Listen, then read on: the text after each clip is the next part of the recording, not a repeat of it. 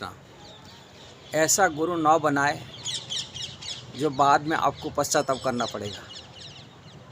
ऐसा गुरु बनाए जो आपका भविष्य के लिए आध्यात्मिक गुरु बनने की रहे। इसी जीवन में शरीर छोड़ने के बाद भी वो आपको आध्यात्मिक जगत में भगवान के धाम में मध्य भी उपदेश निर्देशना में उनकी सेवा कर सकते हैं। भगवान के जो गुरु होते इसी जीवन में भी उपदेशक होते हैं और अगला जीवन मतलब भगवान के धाम में मध्य भी वही उपदेशक बन के रहे। जन्म जन्म प्रभु ही के रहते हैं, यही कहा जाता है। और ऐसा गुरु न बनाए जो आपको नरकगामी करा दे, वो भी गड्ढे में गिर रहे हैं, आपको दूसरा को गड्ढे में गिरा देगा। इसलिए गुरु बनाने के लिए जो भी शास्त्र में हमको उपदेश दिया गया वो शास्त्र को देखना चाहिए।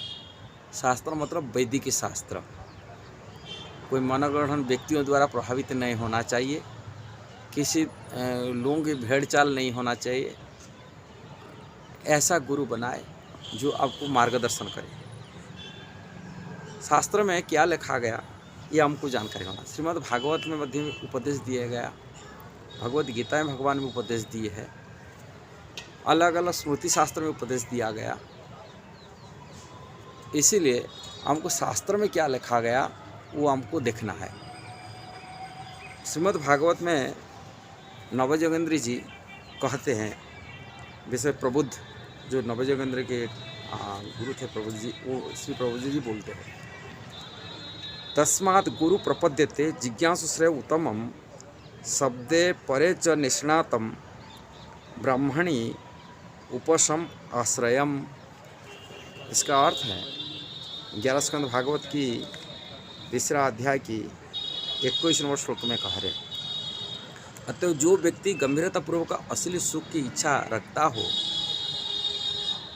उसे प्रामाणिक गुरु की खोज करनी चाहिए और दीक्षा द्वारा उनकी शरण ग्रहण करनी चाहिए। प्रामाणिक गुरु की योग्यता यह होती है कि वो विचार विमर्श द्वारा शास्त्र के निष्कर्ष से अवगत हो चुका होता है और इस निष्कर्ष के विषय में अन्यों को आश्वस्त करने में सक्षम होता है। जो वैदिक शास्त्र में वो इतना निष्णात है कि इसको वैदिक हर प्रश्न को उत्तर देने के लिए सक्षम होना चाहिए। ऐसे महापुरुष जिन्होंने समस्त भौतिक धारणाओं को त्याग कर भगवान की शरण ग्रहण कर ली है, उन्हें प्रामाणिक गुरु मानना चाहिए। भौतिक जो इच्छा आकांक्षा प्रतिष्ठा मान सम्मान से वो मुक्त होना चाहिए। इसके लास्ट को कहने का है, इसी बात को श्रील रूप गोस्वामी उपदेश अमृत में कहे एक गुरु की योग्यता क्या होना चाहिए। एक गुरु की योग्यता हिसाब से उन्होंने कहते हैं, भगवान तो महान भक्त होना चाहिए, शास्त्रों में निष्णात भी होना चाहिए, किंतु उनके आचरण भी मध्य भी होना चाहिए। आचरण क्या है?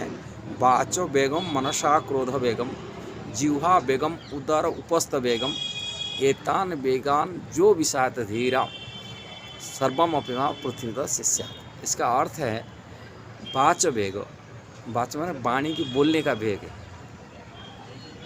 वाणी कृष्ण की कथा वालों दूसरी कोई चर्चा नहीं करता है, न सुनता न करता है, उन्हें दूसरा में रमण करता है।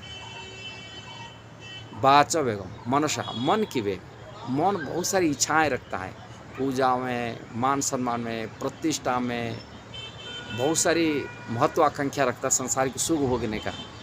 इसके मन की जो वेग उससे दमन किया होगा। मन में कोई इच्छा नहीं, अभिलाष नहीं था। अन्य अभिलाष शून्यम ज्ञान कर्मादि अनावृतम। अन्य अभिलाष मतलब कृष्ण व्यतिरिक्त और कोई अभिलाष नहीं, केवल कृष्ण की सेवा, कृष्ण की भक्ति की अभिलाष बिना संसार की मान सम्मान पूजा प्रतिष्ठा आदि से मुक्त है। अन्य अभिलाष ज्ञान कर्मादि अनावृत, ज्ञान मतलब मुक्ति का इच्छा भी नहीं है, कर्म संसार की वासनाएं इच्छा भोगने का इच्छा है वो भी नहीं है। ऐसा ही मन की जो वेग वो संपूर्ण कंट्रोल कर रखा है। मन की वेग वाच बेगम मनसा क्रोध बेगम। क्रोध माने ये जो पूर्ति यदि नहीं होता व्यक्ति के अंदर क्रोध पैदा होता है। संसारिक इच्छा की पूर्ति नहीं होता है, इंद्रिय तत्व इच्छा को सुख पूर्ति नहीं होता तो उनको क्रोध आता है। किंतु वो संसारिक इच्छा नहीं, क्रोध कहाँ है, क्रोध वेग की, केवल कृष्ण की सेवा। और जिह्वा बेगम, जिह्वा की मानो ये जिह्वा तो चटपटी खाने में लगा हुआ है, और बोलने में और खाने में दोनों लगा है, किंतु कृष्ण प्रसाद व्यतीत को दूसरा किसी चीज़ नहीं चाहता है। कृष्ण के बिना इंद्रिय सुख के लिए तो आजकल ऐसे गुरु होते हैं, गुरु के नाम पर कुछ भी इच्छा आप छोड़ नहीं सकते, तंबाकू नहीं छोड़ सकते, लहसुन प्याज नहीं छोड़ सकते, अब गुरु बनी घूम रहे हैं। इसलिए जिह्वा ऊपर पूर्ण संपूर्ण उनका काबू होता है। कुछ भी खा लिया उसको गुरु बना देना, ऐसा नहीं है। हर चीज़ नहीं खाता, जिह्वा पर संपूर्ण कंट्रोल रहता है। जिह्वा की लालसा में वो इतु उतु धाता भागता नहीं, भंडारा खाने के लिए भागता नहीं कोई भी चीज़ जिह्वा पर संपन्न हो।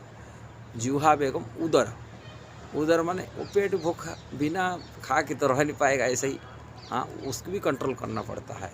और जनेंद्रिय बेगम काम वासना से संपूर्ण रहित है, संपूर्ण रूप में, जिससे काम वासना में पूरी विचलित नहीं होता है। ऐसा व्यक्तियों से गुरु बनाने के लिए वो गुरु योग्यता को रूप गोस्वामी कहा रहे। इसके साथ साथ महाप्रभु का शिक्षा, भगवान चैतन्य महाप्रभु का शिक्षा है चैतन्य चरितामृत में, जो से ब्राह्मण हो कि वेद में निपुण विप्र हो कि गृहस्थ हो कि सन्यास हो कि शूद्र हो, कोई मतलब नहीं, किंतु कृष्ण में तत्व में तत्ववेता होना चाहिए। महाप्रभु का निर्देश है किवा विप्र किवा न्यासी शूद्र के न है, जय कृष्ण तत्ववेता से ही गुरु है। जो कृष्ण में सिद्धांत को पूरी ठीक ठीक जानने वाले, कृष्ण ही परम भोक्ता परम प्रभु मालिक ठीक ठीक शास्त्रों को सिद्धांत को जानते आओ समझाने में, और दूसरा को प्रश्न के उत्तर को देने में सक्षम हो, हर प्रकार की कृष्ण तत्व में निपुणता है, वो ऐसे गुरु ग्रहण करने के लिए महाप्रभु का निर्देश कहा गया। किंतु पद्म पुराण में कहा गया, किंतु पद्म पुराण में एक सुंदर श्लोक लिखा गया है, षटकर्म निपुण विप्रो मंत्र तंत्र विशारद अवैष्णव गुरु स्याद वैष्णव सपच गुरु। षटकर्म 6 कर्म में निपुण होने वाला विप्र ब्राह्मण यदि मंत्र से विशारद हो, यदि वैष्णव नहीं है, विष्णु भक्त नहीं है, कृष्ण भक्त नहीं है, ऐसा को त्याग कर देना चाहिए। अवैष्णव गुरु स्यात् वैष्णव सुपच गुरु। भले चांडाल घर में जन्म हुआ यदि व्यक्ति वैष्णव है, भगवान कृष्ण का भक्त है, कृष्ण तत्ववेता है, ऐसा व्यक्ति को गुरु के रूप में ग्रहण कर लेना चाहिए, ये लिखा गया। इसलिए हम गुरु को सोचना चाहिए, बहुत सारी शास्त्र ज्ञान होने से गुरु बन जाएगा ऐसा भी नहीं है, किंतु वैष्णव होना चाहिए, और इंद्रिय प्रति उनकी संयम निवृत्ति होना चाहिए, मान प्रतिष्ठा पूजा सम्मान से रहित होना चाहिए, अच्छे बेगू को दमन कर रखने वाला व्यक्ति होना चाहिए, और कृष्ण के महान भक्त होना चाहिए। ये सब चीज़ें हमको ठीक से जान करके गुरु ग्रहण करना चाहिए। हमारे ब्रज में कहते पानी पियो छान की, गुरु बनाओ जान की। किसकी हम यदि कुछ इच्छा रखते, शुद्ध भक्ति यदि प्राप्ति करने के लिए चाहते, शुद्ध मार्गों चुनने के लिए चाहते हैं, हमको वैष्णव परंपरा से वैष्णव आचार्य ग्रहण करना चाहिए। वैष्णव परंपरा लोग नहीं जाते, सहजिया परंपरा ग्रहण करते। सहजिया परंपरा से हमको सिद्धांतवाद से हम वंचित हो जाएंगे, शास्त्र के सिद्धांत से रहित हो जाएंगे। ये शास्त्र के सिद्धांत को जानकारी होगा, हमको वैष्णव परंपरा ग्रहण करना है। वैष्णव परंपरा क्या होता है? श्री संप्रदाय, रुद्र संप्रदाय, कुमार संप्रदाय और ब्रह्म संप्रदाय, ये चारों वैष्णव संप्रदाय जो संप्रदाय के वैष्णव है, उन्हीं परंपरा से हमको ज्ञान ग्रहण करना पड़ेगा, तभी हमको आजिठ यथार्थ ज्ञान प्राप्ति कर सकते। शास्त्र की परंपरा विहीन होने से हमको यथार्थ ज्ञान प्राप्ति नहीं होगा, दीक्षा भी आदि निष्फल हो सकता है। ये बात मध्य पद्म पुराण में कहा गया।